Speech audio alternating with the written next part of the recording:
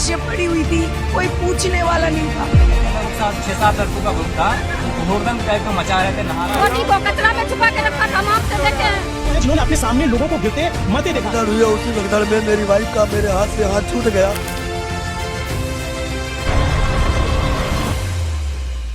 वो लाइनें कुछ ऐसी हैं कि खुद से खुद को संभाल के चलो इस कलयुग भरे दौर में, क्योंकि तुम्हारी मौत एक आंकड़ा बन के रह जाती है और घर वाले तुम्हारे पीछे रोते रह जाएंगे।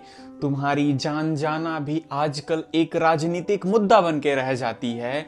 इस समय प्रयागराज में महाकुंभ चल रहा है, जो कि 144 साल बाद आया, और इस चीज को गवर्नमेंट ने इतना बुरी तरीके से या इतना अच्छे तरीके से प्रोपोगेट किया, एडवर्टीजमेंट किया कि यहाँ पे लोगों की भीड़ लग गई। बहुत अच्छी बात है, नो डाउट होना चाहिए, लेकिन अगर हम प्रोपोगेट कर रहे हैं तो उसके पीछे हमको चाहिए एक अच्छी प्रशासन व्यवस्था, एक अच्छा लॉ एंड ऑर्डर, एंड साथ में एक हमको अच्छी सिक्योरिटी चाहिए जो कि हमको हेल्प करेगा। जो लोग आ रहे हैं दूसरे कंट्री से, दूसरे शहर से, उनको रुकने में और उनको संभालने में। और शायद इसी का फेलियर माना जा रहा है, या फिर ये कह लो कि अपना देश अनपढ़ों का देश है। एक रीजन ये भी अभी धीरे से बताता हूं कि मैं कैसे इसको भी एक रीजन मानेंगे, और शायद एक रीजन ये भी है, और शायद इन्हीं कारणों से या प्रशासनिक व्यवस्था फेल होने से या मैनेजमेंट अच्छा ना होने की वजह से आज प्रयागराज के महाकुंभ में इतना बड़ा दाग लग चुका है, जिसमें कह रहे हैं कि शायद 100 लोगों के आसपास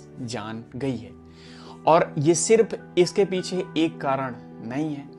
एक्चुअली होता क्या है, 28 जनवरी, मतलब कि 28 जनवरी के बाद 29 जनवरी को जब एंटर करते हैं, लगभग 1 से 2 बजे के आसपास, 2 से 4 बजे शाही स्नान माना जाता है। तो इस दिन एक गेस्ट किया गया था कि शायद इसमें लोग 7 से 9 करोड़ लोग आएंगे, एंड इतने लोग आए, लेकिन जो इसमें नहीं संभाला गया वो संभाली गई सरकार की तरफ से व्यवस्था, और शायद इसी की वजह से भगदड़ हुई। एंड इसमें पूरी तरह से प्रशासन को ही नहीं करेंगे, हम लोग बोलेंगे कैसे, मैं अभी आगे बताता हूँ। एंड जब वहां पे भीड़ इकट्ठा होने लगी और रात के 2 बजे से 4 बजे शाही स्नान था, उस टाइम पे लोग वहीं पे इकट्ठा होने लगे। वहां पे बेसिक लोगों को नहाना था, और जब नहाने के लिए लोग वहां पे इकट्ठा होने लगे, देन इतनी ज्यादा भीड़ हो गई कि लोग वहीं पे सोने लगे, ये सोच के कि अभी जब शाही स्नान स्टार्ट हो जाएगा तो हम लोग यहीं से नहा के निकल जाएंगे। और शायद यही एक रीजन है। प्रशासन व्यवस्था इसीलिए नहीं बोलेंगे कि पूरी गलती प्रशासन की है, क्योंकि तुम लोग वहां पे खुद सोए हो, लेटे हो, और उसके बाद तुम गवर्नमेंट को रीजन दोगे कि गवर्नमेंट है। और जब वहां पे लोग सो गए तो 2 बजे के आसपास जब भीड़ गई नहाने के लिए, तो अब जब भीड़ गई तो उसकी वजह से वहां पे भगदड़ एक क्रिएट हो गया, क्राउड की वजह से एक भगदड़ का सीन, जिसकी वजह से वहां पे भगदड़ हुई। लेकिन अब मैंने कई वीडियो देखे, कई चीजें देखी, तो उसमें कई फीमेल्स ये भी बोल रही हैं कि वहाँ पे कई लोगों का ग्रुप आया और वो लेडीज़ों की तरफ दौड़ने लगा और उनको छूने लगा, जिसकी वजह से भगदड़ का माहौल क्रिएट हुआ। और एक अंकल जी का मैंने वीडियो देखा तो वो ये बोल रहे हैं कि नहीं, कुछ लोग आए थे झंडा लेके, उसके बाद कि चलो ठीक है। रात में वही 2 बजे के आसपास भगदड़ होती है, जिसमें कई लोगों की जान चली जाती है। एंड पहले दिन ये आंकड़ा 17 लोगों का देते हैं, उसके बाद अगले दिन 30 दिन का।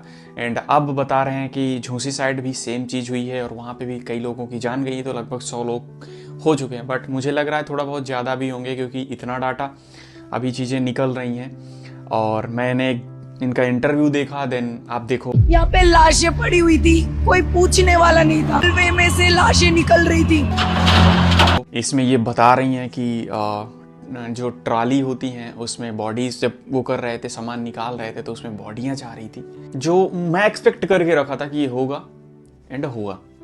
रीजन ये है, मैं चलो बताता हूँ, एक रीजन की बात करते हैं। आप इन दीदी को खुद सुनिए। दीदी ने क्या बोला कि दीदी खुद बोल रही हैं कि दे आर वेरी क्रूअल, मतलब बहुत ही ज़्यादा क्रूअल्टी है उनके अंदर, इंसानों के अंदर। रीजन मैं बता रहा, मैंने एक वीडियो बनाया था शॉर्ट्स, जिसमें मैंने बताया कि हम जब तामसिक भोजन करते हैं तो हमारी प्रवृत्ति भी वैसी हो जाती है। अगर हम अंडा, मीट, मांस खा रहे हैं तो हम भी वैसे होते जाएंगे, और हमसे कंट्रोल ही नहीं होगा पेशेंस। और शायद यही रीज़न है कि इतने लोग यहाँ पे इकट्ठा हुए और उनसे नहीं झेला गया। नहीं, अगर ये लोग दौड़ते ही नहीं ना, एक जगह पे खड़े रहते, तो इतना कुछ सीन क्रिएट ही नहीं होता। लेकिन लोगों में इतना भर गया है कि वो राक्षसी प्रवृत्ति अपनी जाहिर कर ही देंगे। राक्षसों को चाहे जहां इकट्ठा कर दो, वो व्यवस्था जनरेट ही कर देंगे। बट हाँ, इसमें कुछ निर्दोष भी थे, ऐसा नहीं है सब लोग वैसे थे। जैसे बच्चे कई हैं, उनकी जान गई है, तो ये बहुत वो है। और ये खुद दीदी बता रही कि वो लोग एकदम दौड़ रहे थे, वो बहुत क्रियल्टी के साथ दौड़ रहे थे और वो रुक ही नहीं रहे थे। एक में मैंने एक इंटरव्यू देखा जिसमें एक लेडीज़ बता रही हैं कि मेरी माँ थी, उनके कपड़े पूरे उतर गए, फिर भी लोग नहीं रुक रहे थे। मेरे मम्मी पापा नीचे गिर गए बोले, फिर भी लोग दौड़ रहे थे। एंड पहला रीज़न तो ये हो जाता है कि लोग खुद ही जिम्मेदार हैं। जब तुमको बोला गया था कि वहां पे मत लेटो तो तुम उसी कुंभ के आसपास सो गए। अब वहां पे तो भगदड़ होनी ही थी। पहला रीजन यही हो जाता है। दूसरा रीजन आता है प्रशासन।